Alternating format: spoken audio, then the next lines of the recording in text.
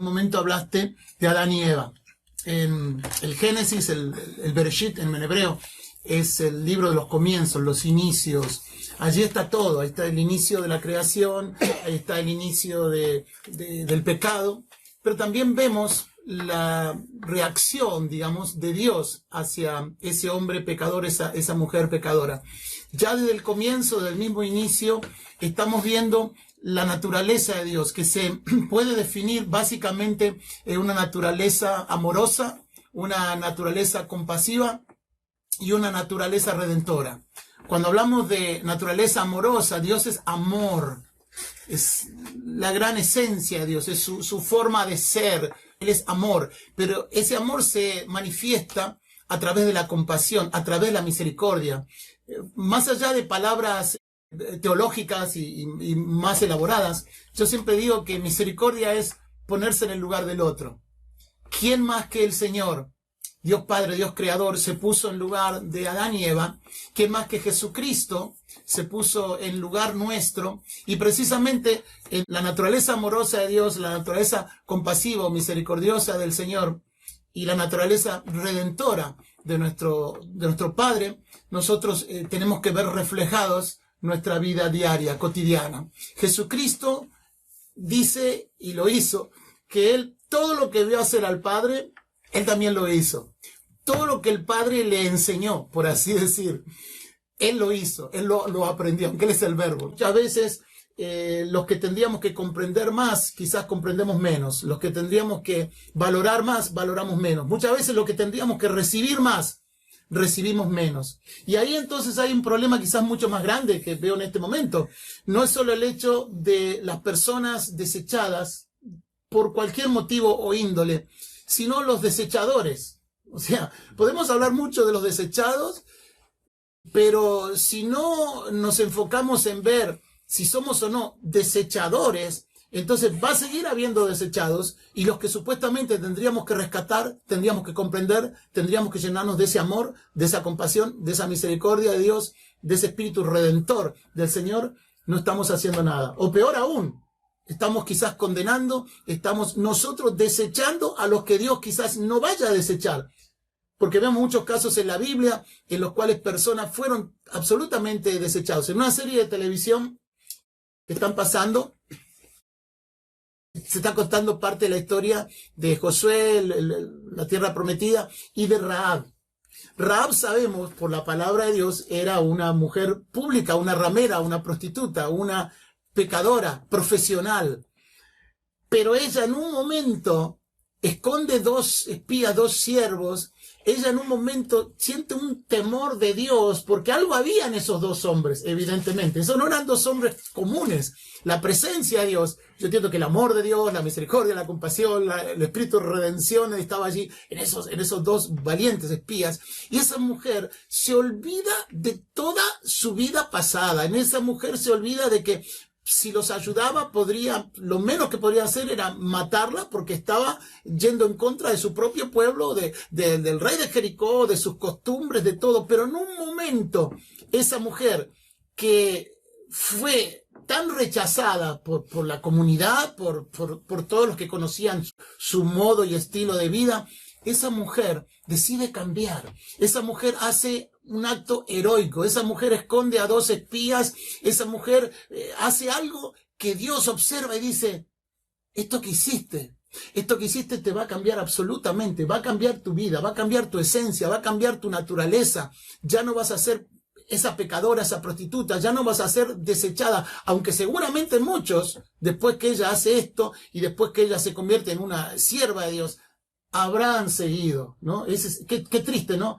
Pero ella, y ya Dios la había elegido, ya Dios la había perdonado, ya ella había hecho lo correcto al esconder a aquellos espías, y de ahí vino la toma de Jericó, nada más ni nada menos. O sea, se batió a un pueblo imbatible, se venció a un pueblo invencible, no solo por el valor, la decisión de una mujer, sino de ese deseo de cambio, ese deseo de ya no sentirse rechazada. Pero yo supongo que lo primero que ella habrá hecho en algún momento es decir, Dios, tú que eres el Dios de esos hebreos, tú que has hecho tantas maravillas, ¿tú podrías hacer algo por mí? Porque hasta me imagino que esa mujer más de una vez se sentiría autodesechada. Más de una vez esa mujer se miraría al espejo, si habría algún tipo de espejo había en aquel momento, y se diría, soy una basura, soy lo peor. ¿Cómo puede ser que haga esta vida? Pero en un momento ella se habrá acercado a Dios y Dios no desecha a nadie. Y la historia termina tan lindo porque en el libro de Hebreos, cuando Dios menciona nada más nada menos que el aspecto de la fe, lo más importante que nosotros debemos tener y considerar, menciona a dos mujeres, no son 200 ni 2000, menciona a dos mujeres, una de ellas dos, Rahab, la ex ramera, la ex prostituta, la ex desechada. Dios no la desechó. ¿Quiénes somos nosotros para desechar? ¿Y cuántas veces quizás desechamos a personas que no solamente Dios no las va a desechar, sino que Dios las puede usar? Y qué terrible cachetazo sería desechar a alguien que pase el tiempo y uno vea a ese hombre, esa mujer, levantado por Dios, restaurado Amén. por Dios, siendo usado por Dios, Amén. y nosotros quedar mal, por decir, pensar que yo a él lo deseché, a ella la deseché.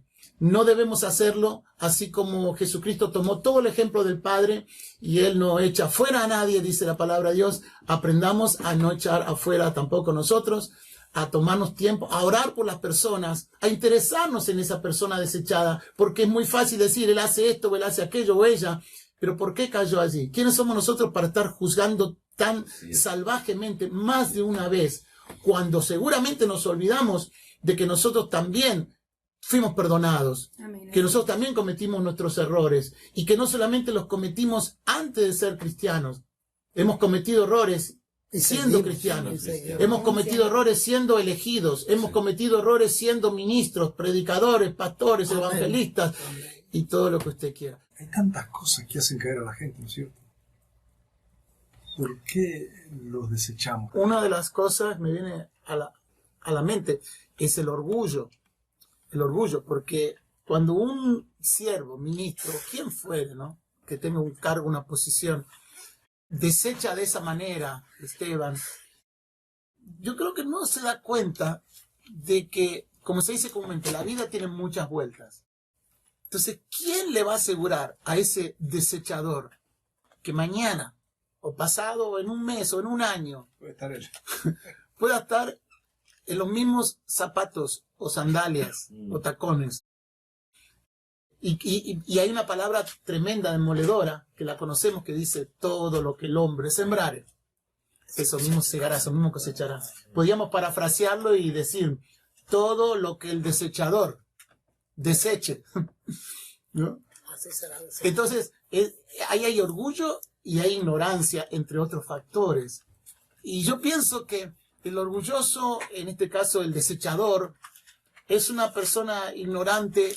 Lo comparo al chismoso, lo comparo a la persona que siempre está dividiendo, a la persona que siempre está criticando. ¡Qué pobre vida! ¡Qué falta de verdadera vida de Dios en el hombre o la mujer que desecha, que siempre critica, que siempre juzga! No importa el cargo que tenga, no importa los años que lleve en el ministerio, los títulos que haya alcanzado, la gran obra que tenga, los cientos o miles de miembros que le sigan, no importa nada, es un desechador, es un hombre o una mujer que está haciendo las obras de su padre el diablo, decía Jesús. ¿Por qué? Porque el gran divisor es Satanás, el gran juzgador es Satanás. El que condena, el que no da oportunidades, el que siempre ve lo malo en la otra persona, busca de entenebrecer todas las cosas, busca de dividir, busca de separar. Y todas estas cosas, en mayor o menor medida, las hace el desechador, la persona que desecha, porque el que desecha no se queda callado, el que desecha tiene una bocota más grande que su cerebro y más grande que su corazón. Porque no se queda callado o callada, sino que lo transmite, lo retransmite, lo aumenta. El gran desechador, si observa algo, lo aumenta, pone su propia versión, le pone más, permítame el término, más mugre, le pone más desechos, le pone más toxicidad. Y Dios no es así. Dios no hace eso. El gran desechador, por orgulloso, entiendo, Esteban, es que primeramente comete esas cosas. Piensa que nunca le va a pasar, piensa que está en un pedestal del cual jamás se va a bajar, del cual jamás se va a caer, y es posible que llegue a caer. En un momento, el gran David, después de cometer su pecado, y como sabemos, se arrepintió de todo corazón, pero en un momento, él se le obnubila la mente cuando el profeta Natán le menciona acerca de la corderita, el animalito, no, el tal que muera. Y ahí, ¡pam!, la palabra de Dios a través del profeta, tú eres ese hombre. Aún David, teniendo el corazón que agradaba a Dios, siendo el dulce cantor de Israel, habiendo escrito la mayoría de los salmos que hoy leemos y cantamos, aún David en un momento juzgó bien, evidentemente, pero él ni siquiera le cayó el 20, como decimos comúnmente, de decir, pero estoy hablando de mí, o estaré hablando de mí, porque si estoy o estaría hablando de mí, me quedo callado. O diría, bueno, Dios es misericordia, que Dios puede perdonar a ese hombre, Dios puede restaurarlo, pero como él, repito, no le cayó el 20 en ese momento, que el tal que muera, el tal que muera. Y el tal era el mismo. Si David ignoraba esto, no tuvo la percepción, no tuvo la claridad mental en ese momento de entender que él era el que había hecho lo que hizo, había adulterado, había matado salvajemente, ¿no?, en un nivel que no le correspondía a él, porque era el rey de Israel, con el corazón que agradaba a Dios. A él le pasó, en un momento, él sin querer se autodesechó, y sin querer él estaba dando un dictamen acerca de sí mismo. Entonces, esto creo que es una reflexión para que nosotros, que hoy estamos bien, que hoy no tenemos nada, o casi nada de qué arrepentirnos. Hoy que podemos decir, bueno, tengo mi hogar, tengo mi familia, mi ministerio, los grandes pecados míos ya fueron limpiados y perdonados. Pero gloria a Dios. Pero la vida tiene tantas cosas y vamos a ser probados una y otra vez. Y qué triste sería que cuando nosotros juzgamos a alguien y desechamos a alguien, estemos sembrando una semilla que después va a germinar. Y esa semilla se puede convertir en un árbol, en una planta o en un plantío, o en una gran arboleda que se vuelva en contra nuestra. Por eso, a todos los que están escuchando, si se sienten desechados, este es el programa, porque estamos, al menos yo estoy no solamente hablando del desechado, sino de los desechadores, porque desechados quizás vaya a haber siempre. Desechadores, Dios quiera que no lo seamos. Si lo fuimos, que no lo seamos. Y si por alguna razón fuéramos a querer desechar a alguien, que tomemos un respiro y digamos, hey, aleluya, esto que hablaron los siervos me está diciendo que yo no tengo que ser un desechador. Aleluya. Me viene a la mente el desecho que se le hizo al apóstol Pablo.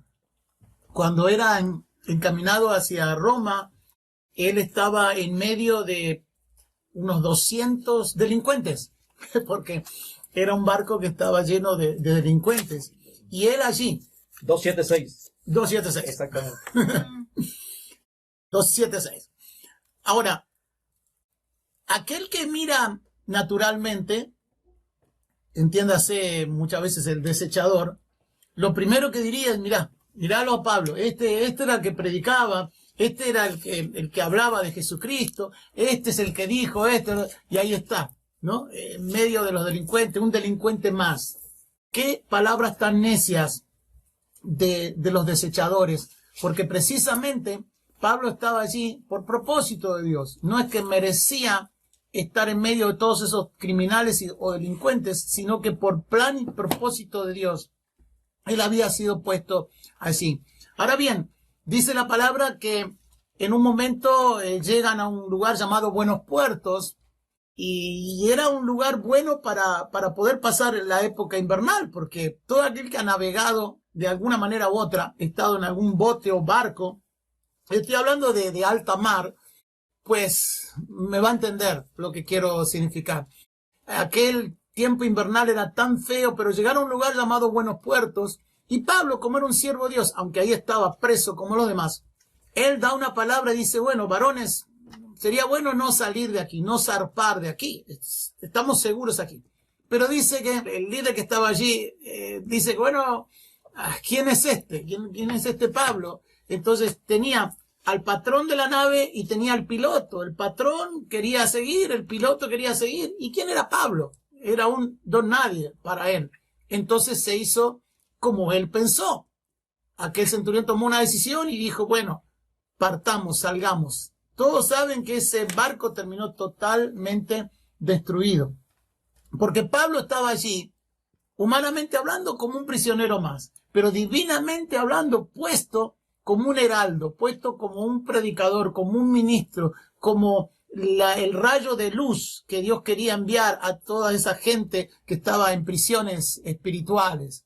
Entonces muchas veces podemos prejuzgar porque alguien pasó alguna dificultad, porque alguien cometió algún error, y nos ponemos en un terreno que no deberíamos ponernos, porque primero tendríamos que ponernos nosotros en las manos del Señor, luego decirle, Señor, ¿me quieres hablar algo acerca de ese hermano o esa hermana? A lo mejor Dios nos dice, no hables nada porque no sabes. A lo mejor Dios nos dice, tan solo ora. A lo mejor Dios nos dice, él es un siervo mío, ella es una sierva mía, pero no vamos al Señor. A veces podemos hablar lo que nos viene a la mente o juntarnos con gente, ese círculo vicioso de detractores, de gente que no pasa un instante sin ver mal las cosas de los demás, tratar de hablar, de juzgar, criticar.